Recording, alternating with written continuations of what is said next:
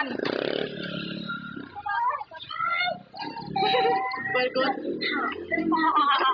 ตับ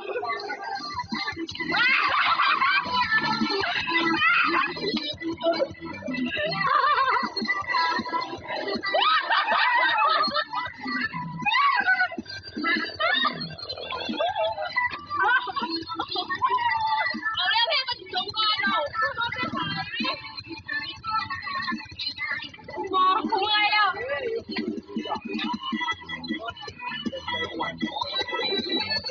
โอ้จบแล้วจบแล้วท่านบอกไอ้พาเปลี่ยนน้ำมันพอเปลี่ยนน้ำมันเปลี่ยนเงินนี่แล้ว60 บาทแล้วก็เพิ่งเอาไปแม่ตับตูดจะบอกว่าไปอื่นมาเจอกันใหม่ค่ะกูอยากเห็นบักโนมันเป็นอะไรนะตัวโลกก็เป็นแค่ในอนาคตกูนี่แหละนี้แม่คุยเมียเว้ย